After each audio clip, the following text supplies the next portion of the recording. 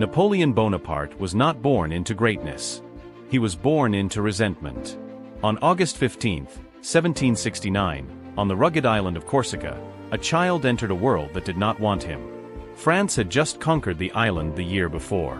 The people were angry, proud, defeated, and young Napoleon grew up hearing one message again and again. France was the enemy. His family was poor by noble standards. His accent was thick, his manners rough. When Napoleon was sent to military school in mainland France, he became an outsider instantly. The other boys mocked him.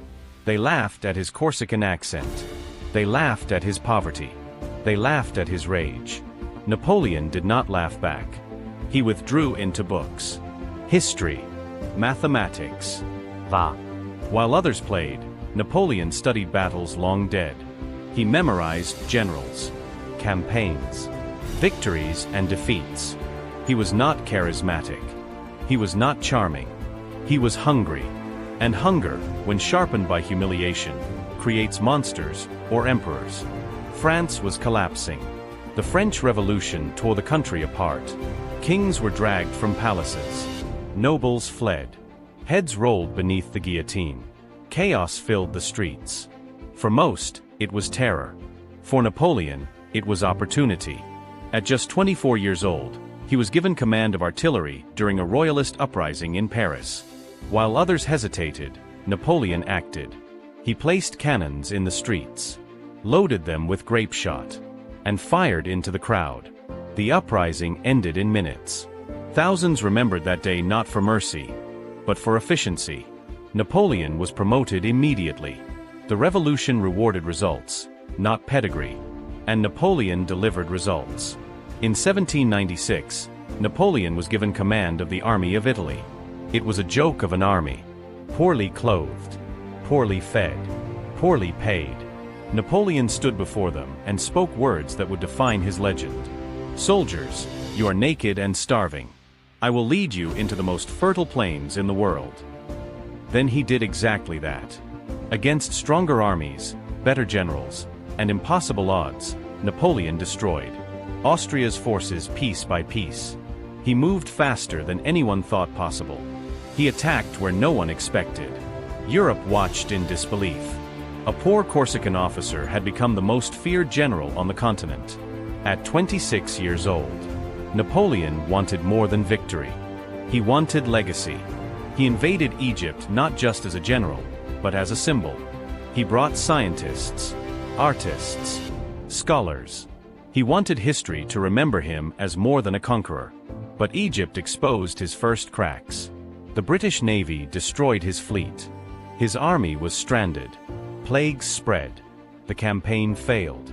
Napoleon abandoned his men and returned to France in secret. It should have ended him. Instead, it elevated him. Because France needed a savior. In 1799, Napoleon staged a coup. Not with chaos. Not with violence. But with calm confidence. The government collapsed almost willingly. Napoleon became first consul, ruler of France in all but name. He rewrote laws, rebuilt the economy, reformed education, stabilized the nation. France loved him. Europe feared him. And Napoleon wanted more. In 1804, Napoleon did the unthinkable. During his coronation, with the Pope watching, Napoleon took the crown from the Pope's hands and placed it on his own head. One message echoed across Europe: "I answer to no one." He was no longer a general, no longer a revolutionary. He was Emperor Napoleon I. For years, Napoleon was unstoppable. Austerlitz, Jena, Wagram. Empires fell. Kings bowed. Maps were redrawn. Napoleon controlled Europe not by tradition, but by fear and brilliance. But power changed him. He began to believe he could not lose. In 1812, Napoleon invaded Russia. Over 600,000 soldiers marched east. Russia retreated, burned its cities, destroyed its own food.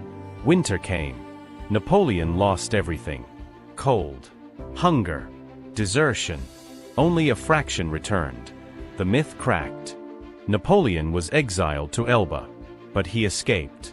returned to France, and reclaimed power without firing a single shot. The world watched in shock. But this time, fate was waiting. 1815. Waterloo. Then, mud. Delays. Napoleon hesitated, and for the first time, he was beaten. Decisively, Napoleon was sent to St. Helena, a rock in the ocean. No armies. No empire. No power. Only memory. He died in 1821. At 51 years old. Napoleon conquered Europe, but ambition conquered him. He changed laws, politics, history, and paid for it with everything.